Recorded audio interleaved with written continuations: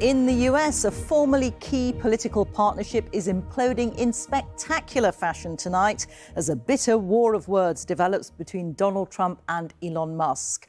During a press conference in the Oval Office, President Trump said he was surprised and disappointed at Mr. Musk's criticism of a key piece of his legislation. Elon Musk responded on the social media platform X, which he owns, with a series of increasingly disparaging remarks about his former boss, calling him ungrateful, saying that his tariffs will cause a recession, and alleging that he is named in the files of the late convicted sex offender, Jeffrey Epstein. Watching it all is Sarah Smith. Give it to Elon as a presentation from our country. Thank you. Thank you, Elon. Thank you. A golden key to the White House was Elon Musk's leaving present. Now, less than a week later, Donald Trump might want to think about changing the locks. Elon and I had a great relationship.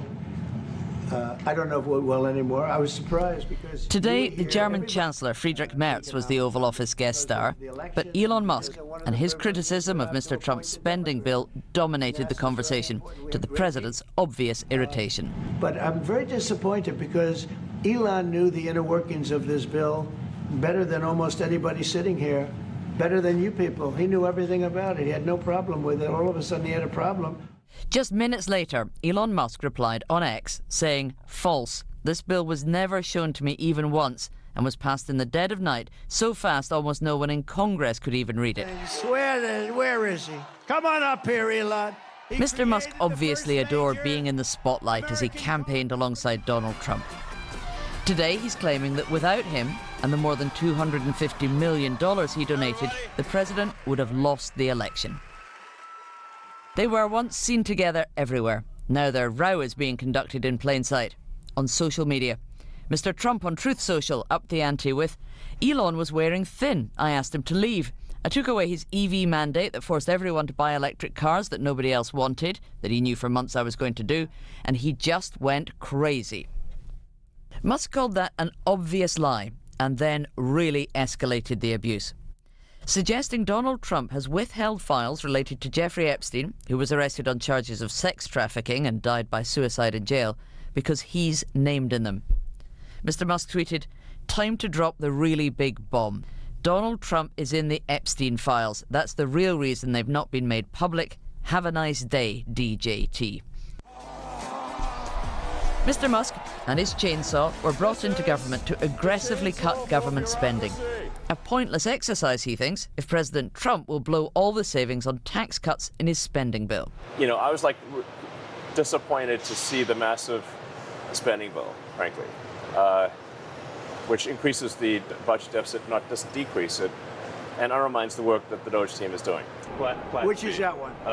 Donald Trump is now suggesting the easiest way to save money would be to terminate Elon Musk's billions of dollars in government contracts and subsidies.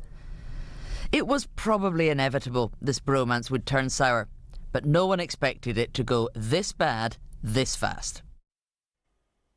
We'll be speaking to Sarah in a moment, but first, our business editor, Simon Jack, is here. Simon, Elon Musk, known as the world's richest man, is he still? He still is, but blimey, this has been an expensive foray into politics. I reckon Tesla shares are down 14% today, mainly on that comment about losing subsidies and contracts. That's the real killer here. It's not about the personalities, it's about the money. So I reckon Tesla shares have lost $140 billion worth today. He owns about a seventh of that, so you're about $20 billion down just on the day. That would be enough to put him in the top 10 of richest people in the UK on his losses just today. I reckon since the high point, the bromance, the height of the bromance, Tesla shares are down some 40%. So that's probably cost him about 70 billion. And don't forget, big losses also potentially on SpaceX. Now, SpaceX shares aren't publicly traded, but the US has largely outsourced a lot of their satellite program to Elon Musk. That's worth hundreds of billions as well, 350 billion. He owns 42% of that. If that was a publicly traded stock, I think it would be down even more than Tesla. So by my reckoning, since the height of their romance, he's lost over $100 billion. There are only 14 people in the history of the world who've ever made that much money. So as I say, one of the most expensive forays into politics of all time. Huge figures there. Simon, thank you very much. Let's go back to Sarah Smith in Washington. And Sarah, this is all spectacular theatre, but what are the real world consequences of this spat? Yeah, well, this could be really important for the Trump administration, an administration that this time last week, Elon Musk was at the absolute heart of, and as he was leaving, said he wanted to remain a close advisor to Donald Trump. Now, on social media, he's going so far as suggesting that Donald Trump ought to be impeached and replaced with the Vice President, J.D. Vance. I mean, it's such a quick turnaround.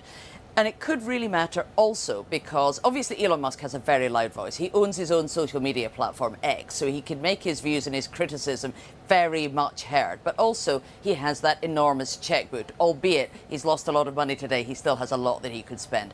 He had promised $100 million to be spent on political groups that are controlled by Donald Trump. Will that money now turn up? That seems quite unlikely. He might be more likely to target that at representatives and senators who, say, for instance, vote for this great big spending bill. He could then use his cash to target them to try and get them replaced by other candidates. That's something that representatives do genuinely worry about, and Elon Musk has a big enough checkbook to make that a real threat. So he can use his money to continue to try to influence policy.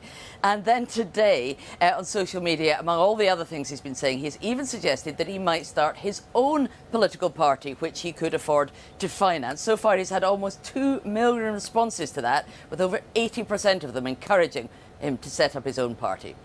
Sarah, thank you very much. Sarah Smith there.